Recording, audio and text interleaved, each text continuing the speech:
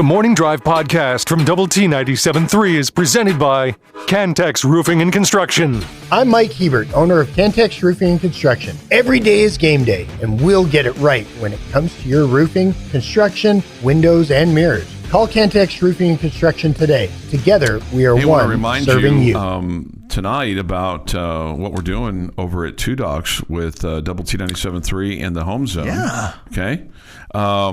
We're going to give away $2,500 tonight, and it's really simple. All you have to do is come by, sign up, and hang out with us from until 8 o'clock tonight. Okay, that's it. Nice. And so no big hoops to jump through. But in addition to that, the $2,500, and this is at Two Docs, which is right down the street from us at 502 Texas Avenue. Just sign up and win, okay? That's all you got to do. You have to be present. You have to be 18, okay? We're going to do giveaways every 15 minutes. We'll have two $100 Amazon gift cards, two $250 cash giveaways, and we're going to give you a new recliner from the Home Zone, making your house a home. Nice. Okay? So I love that. Yeah, you got a new recliner to fall asleep in. The final giveaway will be the $2,500, and that'll be between 7:45 and 8 o'clock tonight. Is there anything better than a Sunday nap in your recliner? I got to be honest with you. I was pretty tired from the last few days, and I might have fallen a little bit of a sleep late in the second half last night. Okay. Might have.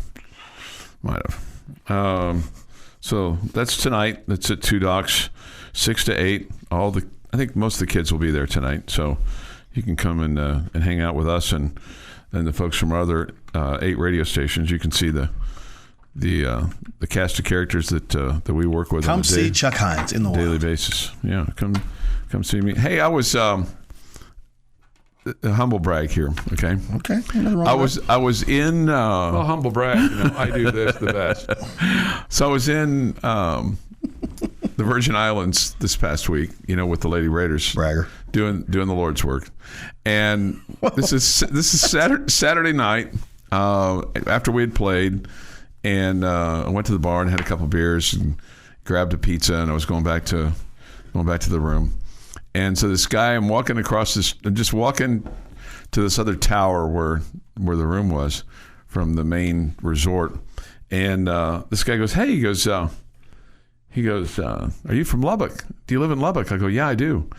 And I had a Texas Tech top on. And he said, I've been there many times. And it turned out it was the point guard's dad of this team that we had just played from Missouri State. And he said, do you know so-and-so? And I said, I sure do. I said, but he's not a customer. He goes, should we call him right now? I said, no, you don't need to call him right now, but when you talk to him, tell him you met Chuck Heinz and that you need to do a little business with me. Gosh. I think this particular dad had a couple, 2 or 3 more than I'd had. And wow. I only had a couple. I took a lot of drugs this morning, so I did take my fair share of drugs this morning. Do you have a lot of? I don't want to get into your personal bids, but lots of meds there. You getting your meds down? Yeah, I have. Let's see. You don't have to get in your personal bids. No, 1, 2, 3 that are prescribed. Okay. I take a couple of fish oil, a couple of vitamins, so I'm a 7-pill a day guy. That's all right. I'm all up in that, homie. Yeah, it's a full disclosure here. All right, thoughts, comments, Yates Flooring Center chat line. Somebody asked this, what about Toppin? The scary part is that his injury is described the same way that Cambridge's lower body injury, and Cambridge out. Now, Cambridge is listed as... his is listed as personal. Yeah. It's another guard who's listed as lower body, and that's been a foot. I saw. If you were there at the game last night, you saw he's wearing a full walking boot. So yeah, but Toppin was he his is his knee, right? I don't know. That's my understanding. I have in my currently nicotine stay hands. I said that Creighton over the last 5 years is a much better program than Texas Tech, and you roundly poo-pooed that. I might have, yeah. Yes.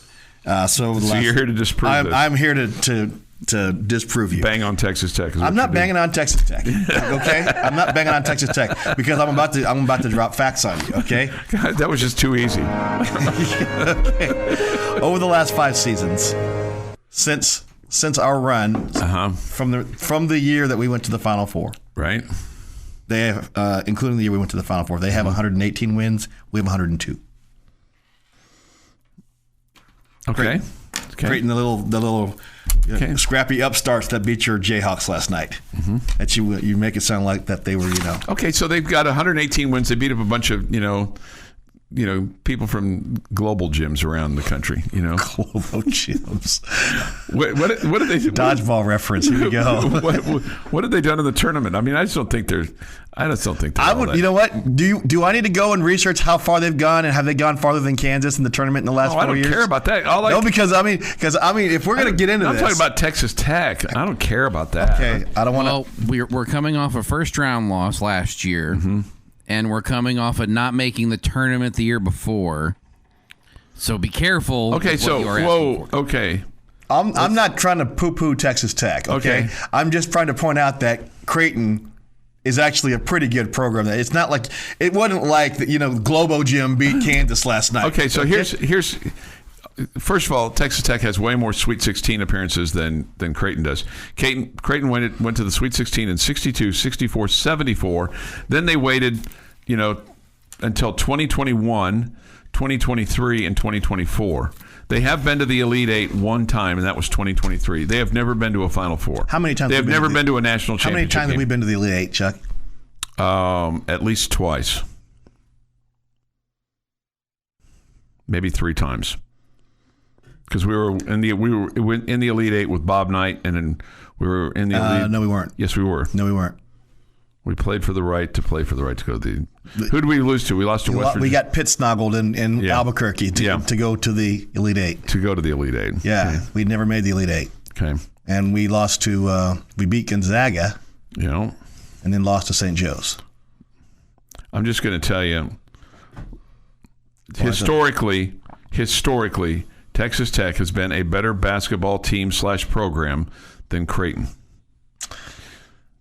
Okay, all right, here we go again. I'm not trying to. You're going to make me poo-poo my own school. I don't want to have to do that. Okay? I am going to make you do that. Okay, all right, fine. All right, I'm just going to tell you, they've never played for a national championship. We played for one. Doesn't matter. We played for one more than they have. Oh gosh. They've not ever played for the. Okay. For the right to play for a national championship. Now I'm going to start getting banged on the chat line because here I am having to Oh, you're not going to get banged. I'm going to get banged. I'm going to get banged on the chat line. Robert says this: I get enough of Chuck 6 to 9 Monday through Friday. I don't know that that's a compliment. Thank you, Robert. This is the Morning Drive Podcast from Double T 97.3, presented by Cantex Roofing and Construction. Morning Drive, time for this day in sports history. Today is December 5th, 2024. Here is Chris Snead in for Jeff McGuire. Thank you, Chuck. Snead is also in for Jamie Lent today. He's wearing all kinds of hats today. Thank you, Chuck. Thank you, Jamie. Thank you, Jeff. Today is December 5th, year of our Lord, 2024. I was waiting for that. Yes. We're all going to make it, Chuck. 24 years of the Mayans being wrong. All right, on this day, 1868, it was the first American Bicycle College Opens in New York. Okay. I have no idea what that is. I just read them. 1936, Chuck. Texas Tech ends a 3-game losing skid and ensures a winning record in its 10th football season with a 7-7 tie. Who do we beat? Or who did we tie up with? He didn't beat anyone that day, Chuck. I know. He tied Arizona. Tied Arizona. Okay. You know you have a winning record over them. Yeah. 1970, Chuck. In the NFL, the Los Angeles Rams running back Willie Ellison sets an NFL record of 247 yards rushing in a single contest. Who did the Rams play that day? I have no idea. Yeah. Sure they won. I bet you Jeff can tell us. 1973, Chuck. The Chicago Cubs' Ron Santo becomes the first baseball player to invoke the 10-5 rule and veto his trade with the California Angels. Do you know what the 10-5 rule is? 10 years in the major leagues and 5 with one club. Yep, correct. All right. 1982, Chuck. Cleveland Browns' Brian Sipe sets a club record with 33 pass completions. Brian Sipe, he was just okay. He was just okay. He was just okay. Sam Rutigliano loved him some Brian Sipe. One time. William Ellison, or Willie as you called him, rushed 26 times for 247 in their game against the New Orleans Saints. Oh, well, 1970, the Aints. Beat Cookie Gilchrist's pro record of 243. How about that? 1990, Chuck, the Blue Jays trade Fred McGriff and Tony Fernandez to San Diego for Robbie Alomar and Joe Carter, College Baseball Hall of Famer. That worked out well for them because Joe Carter would hit a walk-off home run for the Blue Jays. Sure did. In 1998, Chuck, the third Big 12 championship game, number 10, Texas A&M beats number 2, Kansas State, led by quarterback Michael Bishop. Okay. 36-33 in 2 overtimes. And if I recall, Sir Don Lewis gets runs the wheel route, catches the pass. I picture the guy's face, the quarterback face. Can't remember his name. Okay. Won that in 2 overtimes. Sir Don Lewis. By the way, the Rams beat the Saints on that day, 45-28 at the Coliseum in front of 73,610. I would only hope so. Yeah. 2009, Chuck, in the 14th Big 12 championship game, number 3 Texas beats number 21 Nebraska 13-12. Do you remember the play? They should not have won that game because what should have happened is the time should have ran out.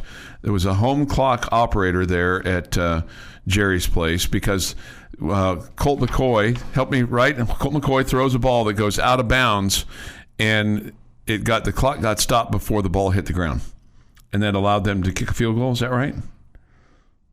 I cannot remember the outcome. What was the final score? 13-12. Yeah, What year was this? The ball is not. What year was this? The clock does not stop in 2009. It does not stop until the ball hits something out of bounds. I'm just telling you, they got a very favorable stoppage of the clock. Well, that became reviewable. That is now reviewable. Okay. Well, so if it had been Nebraska, and I hate Nebraska would have won that game. Okay. Bo Pelini was the coach there at Nebraska. Okay. Chuck, this is a day that we all love. It is National Repeal Day. If you enjoy alcohol, this is the day they repealed prohibition. And so, fitting, we would all go to Tudoc tonight. Okay, good. On National Repeal Day. I'll be there. Happy birthday, former Red Raider basketball legend Corey Carr. 49 today. Okay. I mean, I feel really old right now. The Corey Carr is 49? Yes. I mean, I'm literally only 6 years older than the guy, but I feel incredibly old. Because I remember him as a freshman, just running up and down the court. Happy birthday, Babe Laufenberg. Okay. I like Babe Laufenberg. 65. 65. Okay. Born on this day, Frankie Muniz. You know who that is? I do not. Malcolm in the Middle. Okay, I didn't watch that show. He's 39. I didn't watch that show. Catherine Tate, 55. Are you mad at her? At a point, we weren't. Are we mad at her now? We'll see. Born on this day, Kristen Yelich, Milwaukee Brewers. Okay. 33 years old. Born on this day, feel old again, Justin Smoke. I can remember this guy as a freshman at South Carolina in college. Okay. 38 years old. Born on this day, former NFL Super Bowl champion and NFL Super Bowl MVP, Jim Plunkett. Well, he's still a Super Bowl champion. He's not a former Super Bowl champion. He's still a Super Bowl champion. He's a Super Bowl champion. He can't be a former NFL player and Super Bowl champion. There you go. NFL MVP. There you go. Jim Plunkett. Yeah. He's 77. Both his parents were blind. Wow. Fascinating. And he was a Heisman Trophy winner. Yes, he was. Stanford. And he at Stanford, he did not have success with the Boston Patriots. No, he did not. Or the New England Patriots, either one. Yeah. And then got traded and went to the Raiders, and he had a fabulous career. Didn't he? I think he won 2 Super Bowls. I know he won one against the Washington Redskins. Yeah. Of course, Marcus Allen is still scoring on the Redskins. They have not won 38-9. They won that game. Born on this day, Kyle Long, son of Howie Long, 36 years old. Son of who? It's Howie Long. Of Howie Long. Okay, Howie Long. I didn't understand you. I'm sorry. Dead on this day, still dead. Shoeless Joe Jackson. Dead on this day in 1951. He is a two-time Super Bowl champion. There he is. Okay, Jim Plunkett. Shoeless Joe, of course, he played for the White Sox and 2 other teams. He was famously known as one of the members of the 1919 Black Sox. He died of a heart attack at 64. Ooh, I'm 64. Rule number 1, Chuck. No, it's not rule number 1. No. Rule number 1 is always don't die. Don't die. Oh, yes. Okay. All right. Plunkett's dad had progressive blindness, and his mom was blind. So, see, there you go. All right, Chuck, on this day in we're still 1945 at 2:10 p.m. on December 5th, 1945, 5 U.S. Navy Avenger torpedo bombers comprising I want to make that compromising. Comprising Flight 19 take off from the Fort Lauderdale Naval Air Station on a routine 3-hour training mission. All right. After having completed their objective, Flight 19 was scheduled to take them due east for an additional 67 miles, then turn north for 73 miles and back to their air station. After that, totaling a distance of 120 miles. Uh-oh. They never returned. They went into the Bermuda Triangle? Yeah, there you go. Bermuda Triangle. Da-da-da. And that is this day. Okay, I was waiting for that. In sports history? Sports history. Okay. All right. Thank you, Chris. 6:53 this morning here on the morning drive. So, go ahead. So going back to that Big 12 championship game. Well, let me just before we'll go to that now. Then I'll have to go back since you made me poo-poo my own school now. The clock ran out. There was a throw by McCoy. He was pursued by Ndamukong Suh. The game clock ran out. Nebraska appeared to win. However, pursuant to Rule 12-3-6, the video replay official determined that an egregious and therefore reviewable error concerning the game clock had occurred and ordered the errant elapsed 1 second be returned to the clock. ABC's video feed showed McCoy's pass hit a stadium railing out of bounds with 1 second left. There you go. That's not errant then because they did it correctly. Chuck, felt all-time record. Creighton 1,686 wins for a 611 winning percentage. Texas Tech all-time wins 1,534 for a 566 winning percentage. So, yeah, they got more wins than us. We have more Final Four banners than them. We have more Sweet 16 appearances than them as well. This is the Morning Drive Podcast from Double T 97.3, presented by Cantex Roofing and Construction. Chuck and Snead together remind me of the Grumpy Old Men movie, LOL. That was a pretty good movie. I mean, they did pretty well. The second one wasn't good. Yeah, but the first one was pretty good. Yeah.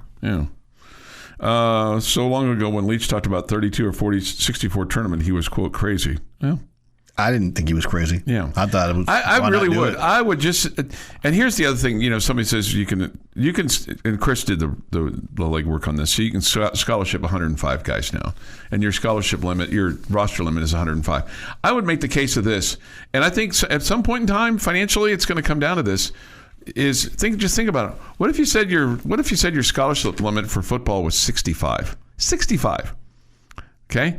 I mean, the NFL does this all. You'd be FCS. No, you wouldn't. That's what FCS scholarship limit is. Okay, but the point is, so yes, you would. But my point is, think about the money that you would save. Okay, because at some point in time, this is a business. These athletic departments are Fortune 500 companies. Okay, yes. And then you think about, well, then you could pare down some other sports, or you could potentially add some other sports if you wanted to, because of Title IX, which is still in effect. Oh, by the way. So if you wanted to have a men's soccer team, you could have a men's soccer team if you wanted to. Yeah. If you wanted to. Okay. Here's the problem with that. You would lose. You're saying let's drop 40 scholarships. Yeah, right. those 40 guys are not going to. You think you're still going to be at 105? No, guys. No, I don't think So you're saying I want to go out there with 65 guys, 65 guys strong. Yeah. Okay. Yeah, because at some point in time, it becomes a business financial decision. And at some point in time, these athletic departments are going to have to operate like a true business because the revenue is not just going to keep coming. Okay? There is going to be a max at some point in time. We're getting real close to it. Here's the problem with that. Okay.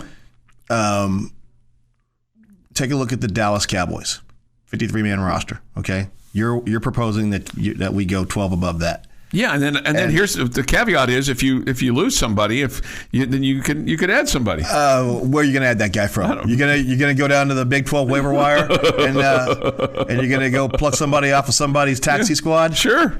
Okay. It's a business. I know you. Hey, wide receiver dude on the University of Houston. I know you're over there on the University of Houston scout team. They're here to play football, man. They're not here to play school. Okay. I'm just telling you, at some point in time, it's going to get run like a business. And you know what? And your basketball teams, I don't disagree with you. Your basketball teams, you probably could have 12. Yeah, I mean, you probably could have 12. Everyone, but I don't disagree with you, Chuck. I just don't think in practice it's going to happen. No, it's not going to happen. It's not going to happen because the one thing that we know about college athletics is the second you discard something, somebody is more than willing to kick it up and take it from you. Well, and here's the other thing too: is you're probably also not going to have a 32-team, basically football tournament as long as ESPN owns all the bowls. Television is the reason why. Who fought the hardest about it? It was the talking heads on TV. Why? Because the guys behind the scenes. Exactly. They sell a lot of advertising for bowl week. They sure do. And they're not worried about selling tickets. What are they worried about? What are they worried about? What is TV worried about? It's eyeballs.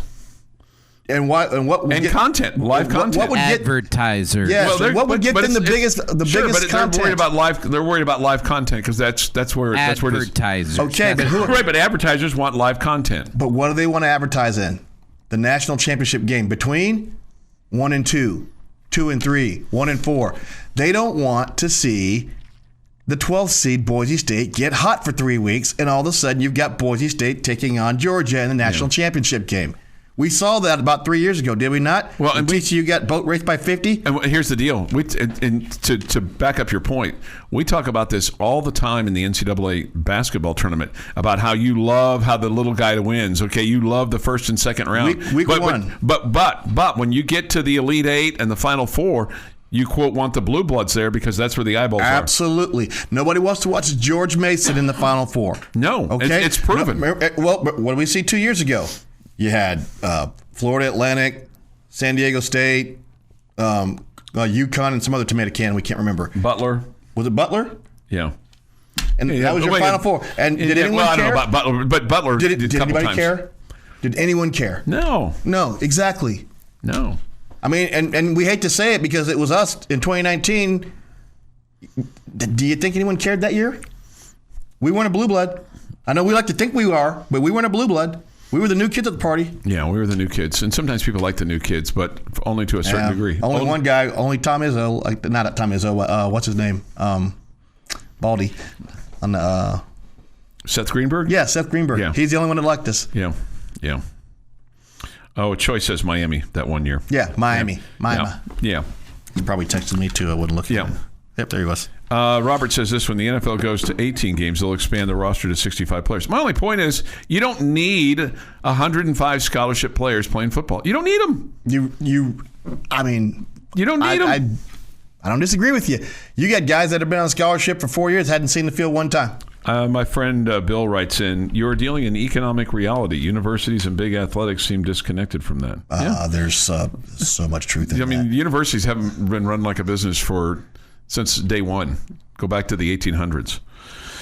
But it is. You could be more financially thrift with things. I mean, and I think you will be when you have to start revenue sharing $21.5 million or whatever the number is. You know what? There's going to be some real cuts in every athletic department because they got to figure out how are we going to pay all these people. Yeah, I think what you're probably going to see is the 30 analysts get cut down to 20. Some guy, is somebody won't be there anymore. Mm-hmm. Because it's the support staff of a major football program, and that was one of the criticisms here for a long time by coaches like Tuberville and Wells and even Kingsbury to a degree, about the number of analysts that everybody else had versus what we had, and now we have bucked up. We have the pendulum has swung. Yeah, look at their basketball program. I'm not poo-pooing it. I actually kind of love to see it because we look like everybody else now. Right. We got more analysts and managers and trainers and other guys that are not wearing uniforms than we do guys wearing uniforms. We got 3 rows of people on the one sheet. That are coaches, analysts, development, grad assistants, whatever. And we got 2 rows of players. Yeah. And of those two rows of players, you're going to go, he ain't playing. You go 9 deep. You get 9 deep. If you had Yalaho in there, and really if you get to Cambridge, you can go 10. I remember the first time that Chris Beard had a open practice, which he wasn't supposed to have that day, in the practice gym at the arena. And we got done, and I turned to somebody and I said, God, we look like a basketball program. And they said, what are you talking about? I go, you see all these people coming off? They're all dressed the same. We've never had that here. And there's like 20 of them. Yeah. Yeah. We look like a basketball program, and I'm excited. And you know what? I like it. We look like a basketball program. Anyway. Can you think about this compared to when Leach got here in '99?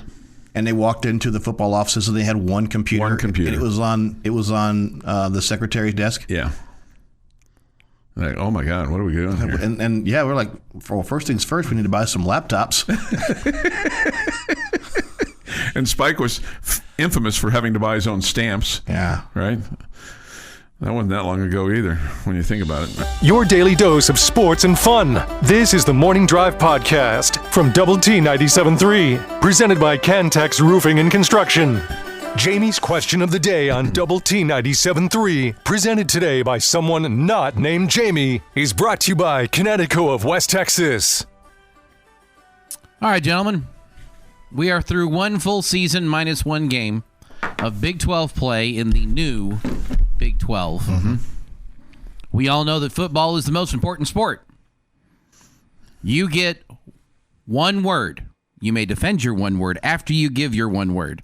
You get one word to describe where Texas Tech stands in the Big 12 hierarchy.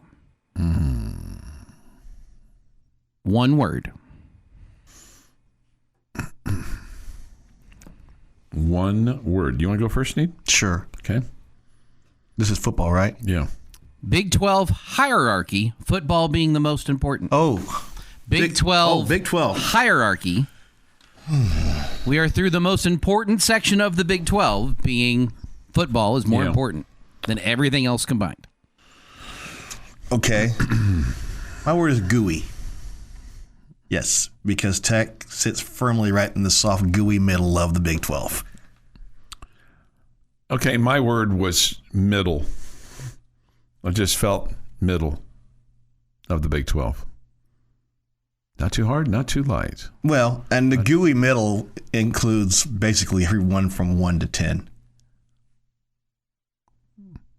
I don't think there's a team that's emerged as the premier program in the Big 12 yet. And I don't think anyone's really emerged as the consummate bottom feeder yet. We don't have that. We don't have that program at either end. At this, although because look, you would say Houston we thought was going to be terrible in everything except basketball. Mm-hmm. Well, they weren't awful in football yet. They're going to be really good in basketball. We know that. Mm-hmm. They're going to be middle-ish in baseball, lower to middle-ish. Women's basketball, don't know. They're at the bottom of the barrel. They are truly at the bottom of the barrel of the women's basketball. But I mean, other sports, track and field, they're going to be a very good program contender. Mm-hmm. But we all know if you have a last place finish in Big 12 football and win everything else in the conference, does that matter? I think it does. I think it does. What? Okay, let me ask you this: would you trade? Let's just think about this. Would you trade top 3? Okay, I'm talking winning Big 12 football versus winning every other sport in Big 12. I was about to ask a question that's right along the lines of what you're going to say. Would you take being in the top 3, first, second, or third, in basketball, women's basketball, baseball, and I'll throw in soccer or volleyball or whatever you want to throw in? I'm not going to include track because that's hard. That's subjective. It's an individual sport. It's a team sport. It's hard to gauge on this. But would you trade being top 3 in those 4 or 5 sports, but you're going to finish at the bottom of the barrel in football? I don't want to finish at the bottom of the barrel in football. No. Okay. I don't care to be. Okay. I mean, no. All right. I would trade finishing first in football with being last in everything else. No, I wouldn't. I wouldn't want to. Because I would pull my eyelids out. You would. If we finished last in baseball. You would. But that's how important football is. I mean, that is the definition of how important football is. It really it drives the bus. There's no question. I mean, it's 80 drives some odd. The bus. It maintains it's 80% the bus, or more of your revenue. It keeps the tires on the bus. No doubt. Absolutely. Because if you're in last place, you're not playing in postseason. If you're not playing in postseason, you're not getting 15 extra practices for your young guys, which means how about that? You're behind the 8 ball. How about this? If you're last, you're not selling 60,000 seats over at your stadium, and you're not filling up your suites. That's exactly right. And you're not, and your NIL money NIL is going to start going down, or whatever fund they're going to have now as it moves forward. Because they're still going to have a fund. It is amazing. I remember we couldn't fill up our basketball arena. When we first got when the first night Bob Knight was here. We filled it up that night. Filled it up that night. We came back when we played Texas. Later that year, we had 3,700 people. I went, wow. Hey, that's when I knew that Dickey was going to get fired. Hey, we're not that far removed from struggling to average 30,000 in football in attendance. You're right. I mean it's 20-something years now or 30-something years now. Remember. But it's not that far away. We're not that far away from Tubby Smith walking up into the crowd thanking people in person for coming to the games. And not only just walking we're talking about walking up to the railing. Yeah. Not just walking 2 or 3 rows behind his bench, walking all the way up, shaking hands and thanking people for coming to the game. I vividly remember that. I can't tell you how many people I've told that. And, a very short time after that, we were having people pay thousands of dollars to go to the Final Four. Our one Final Four appearance. Well, and here's the other thing that we've done now is all those scholarship row seats are sold on the other side. I noticed that we had some new ones next to the team bench. They're called Hollywood seats. Oh wow! Okay, and those are 4 seats for both the men and the women, and those are I don't know what the price is for those, but it's not. You can't just go call the ticket office and go, "Can I have that one next to Coach McCaslin?" I saw that last night, and I was like, "Is that?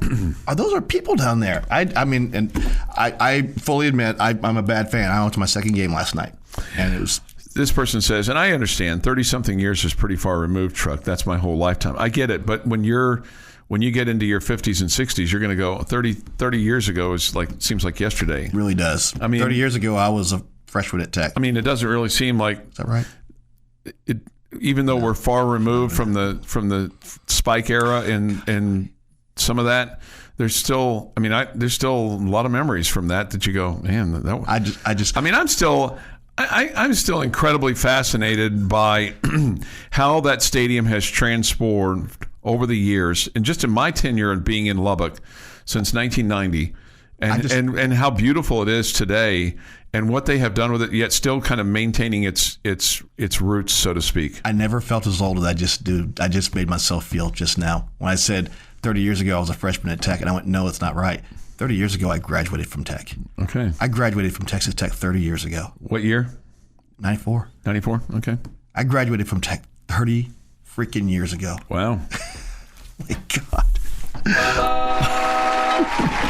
I had a my Lord. I had a very humbling moment the other night. I'll share with you after the boom, boom, boom. A very humbling moment at Love Field the other night. It was very humbling. It was like, oh my God, don't tell me that ever again.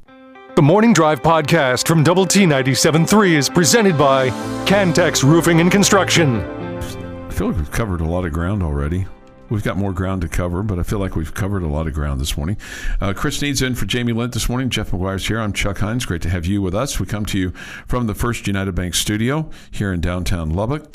Thoughts, comments, Yates Flooring Center chat line. Go to doublet973.com for that, or the mobile app. Visual Edge IT hotline is open too at 806-771-0973.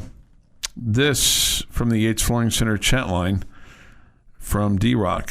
Lubbock just shines a whistle-shaped light up in the clouds, and the official is on the way. I love that. Kind of like a bat signal. Gosh. I just see. I'm like, you got everyone thinking that I actually do run around with my uniform in my car, just waiting for someone to hang it up in the back of your truck right now. Don't do that. You've got all the. I don't have a single striped shirt in my car. I don't have a whistle in my car. I don't have anything. Now, during when I get to January, and basketball's in full swing, and I'm not doing football or anything like that, I do keep my referee bag in there because we get there's a lot of games starting in January. And sometimes they call out and say, hey, we've got a 7th grade game that we need someone that can go. And if I can go, well, I'll say, hey, I can go to that, do that. But seriously, when you go to the arena, I don't have my uniform in the car. Do you look first to see if all 3 officials are there? I don't. One, I don't. Okay. 2, they don't want me to do that. I wouldn't want to do that. I have called a grand total of one singular college basketball game in my career. It was a junior college game. It was during COVID. Was it at South Plains? No, it was at Grayson. Okay. And I do not want to call college basketball. You don't? No, I don't. Okay. Wow. Okay. I do not want to. Why? I've been Division I in 2 different sports. I don't desire to be Division I in a 3rd sport. Why? Because I don't. Okay. I flew out to Kansas City yesterday morning, and the basketball crew was coming back with you. No, from they were flying out. The crew from the women's game. Oh, from the women's game was on that flight. Okay. Eric and Tiffany, and can't remember who the third one was. Okay. Yeah. Sure. So what do you think of Bret Yormark's comments? He says this about the college football rankings. The selection committee continues to show time and time again they are paying attention to logos versus resumes. The Big 12 was below number 10 Boise State from the Mountain West Conference. The Broncos will play UNLV on Friday night. They have a 10-game winning streak. Only lost on a last-second field goal to top-ranked Oregon, which was their only Power 4 opponent. Yormark goes on to say strength of schedule should matter and wins against Power 4 opponents should matter. 74% of the Big 12 wins were against Power 4 opponents this season. Meanwhile, the group of 5 is 11-80. In no way should a group of 5 champion be ranked above our champion. Here's why I agree with Commissioner Yormark. This needs to be an apples-to-apples conversation, and it's not. It's just not. The same things that are used to prop up one team are used to tear down another team, and it really does matter. I mean, Joey kind of said it. Said you put a different patch on a team's uniform, and all of a sudden, what they do matters more than when they were in another conference. I think that there's some truth to that, but at the end of the day, I mean, I just want to have an apples to apples conversation about the teams we're putting in there and say these are the criteria we're going to use. And you can't say that this team, its 3 losses are more valuable than this team who has 1 loss. I just can't buy that garbage. Yormark goes on to say the committee clearly focuses on the wins and losses column. Going by that principle, no 3-loss team from a Power 4 conference should get a bye over a 2-loss champion from the Big 12. Yormark advocated for the 12-team playoff. Yes, we all have been advocating for that. The commissioner said that while he disagrees with what has transpired, he is hopeful there will be some adjustments in the final CFP rankings. Obviously, I challenge what I've seen to date, and again, I'm going to lean on strength of schedule. I don't think it's played out the way it should, but I do have trust in the committee that ultimately will land where we're supposed to land, and that ultimately will mean we'll get a bye. I don't think the winner of the Big 12 championship game is going to get a bye. I just think they are going to be in. Yeah, I do too. Now, here's what I suggest, or I would say. The thing that bugs me the most about all of this is that you've got one conference that's playing less conference games than everybody else and more non-conference games against tomato cans than anybody else. Right. And that works to their benefit. And some of those schools, it's really the reason why they are in the position that they are in. Mm-hmm. They have 9 wins because they got to play 4 non-conference games against Tomato Can U. Yeah. Do you think that but see, I think Greg Sankey has way more power than every other conference commissioner times 2, and I just don't think that the SEC will ever play 9 conference games. That's what I think. I mean, I can't disagree with you. I don't know the answer to that. I think it would be only equitable that they do. If that's the case, then let's everyone just play 8 conference games across the board. But I don't think anybody wants to see that either. I mean, that's the problem, because do we really want to see us play another Tarleton State game? I do. Or even Abilene Christian. Yeah. I mean, because the reality is, we've got our rule in the Big 12. You're going to play at least one Power 5 non-conference opponent, or Power 4, whatever the case may be. Hey, so let me ask you this. Who are you rooting for, or are you rooting for anybody in the Big 12 championship game? Like, when you sit down to watch this game, will you root for Iowa State over Arizona State, or do you care? At this point, I really don't care a whole lot, except for what's the best outcome for the Red Raiders. You're really kind of in a doesn't really matter because you beat both of these teams, which makes you sick to your stomach in and of itself. Well, there for the loss of TCU or Baylor and or both. There go I. I know, but I still kind of challenge the notion that at the time the only 2 conference teams that had beaten you were the 2 that had that communication issue. Mm-hmm. TCU and Baylor. It's amazing how fast that just went away. Yeah, just went away. You had a lead against one of them, pretty significant late in the game, though. Yeah. If they were using it, they were pretty stupid about it. Yeah, I agree with Jeff on that. I don't disagree, but I'm just putting it out there. I'm just connecting dots that may or may not be there. Okay. This has been the Morning Drive Podcast, presented by Cantex Roofing and Construction. Check out our library of Double T 97.3 podcasts at doublet97.3.com.